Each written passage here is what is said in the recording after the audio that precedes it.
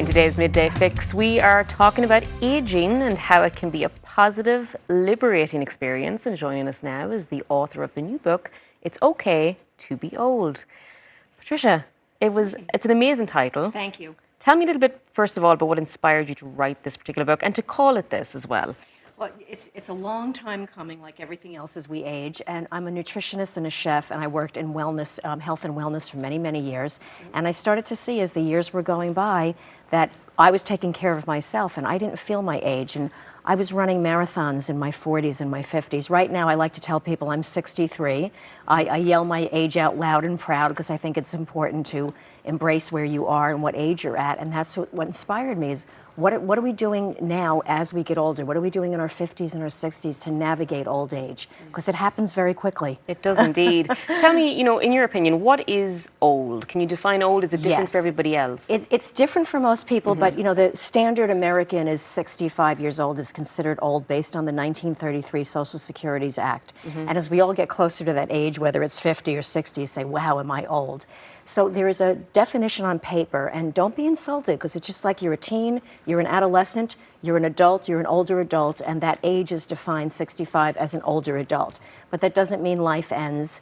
And get away from that word retire. Retire just means you stop doing something. It doesn't mean life has come to an end. It used to mean that.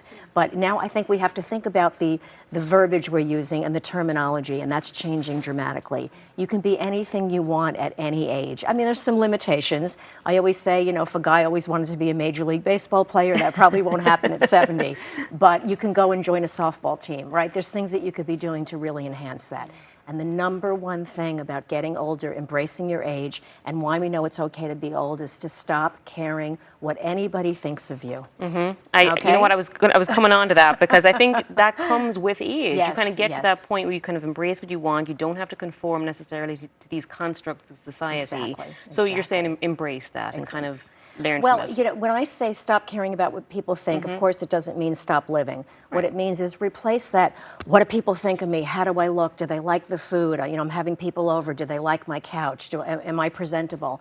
Replace that with the things that you love. I love the way I live right now. I love the choices I'm making. Anything you've done before doesn't matter. It's over with. It's done.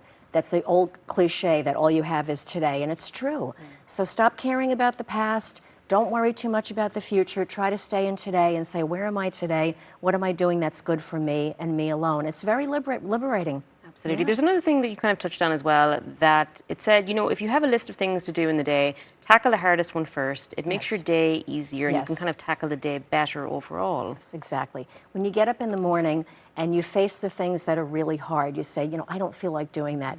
Get it out of the way and your afternoon is free. It's like the old cliche of, you get up in the morning, the early bird gets the worm, do whatever it is you need to do and enjoy your life and give yourself permission to take a nap or take an afternoon off and do the things you want to do. So I need to get the gym out of the way early in the morning is what you're saying. Now, one of the things I was reading in the book about, it's not just about being youthful or aging on the outside. You have a lot of tips in there, but just the other things that come with getting older, like your finances and dealing with wills and things that people don't necessarily think about in their 20s and 30s, right? I think we're all afraid to die. I think that's what it comes down to. You're afraid of old age and you're afraid of the end. So plan for it. Make every day, where do I want to be in the future? And say, I want to have my stuff in place. I want to have my wills in place. I want to have my finances in place.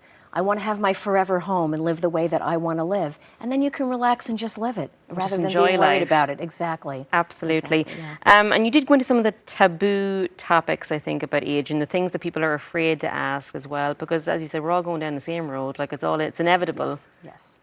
So medically, go get yourself a checkup. That's number one. And remember, life doesn't stop. There are any kind of arrangements you want, your physical health, your sexual health, your mental health. It's all very important at any age.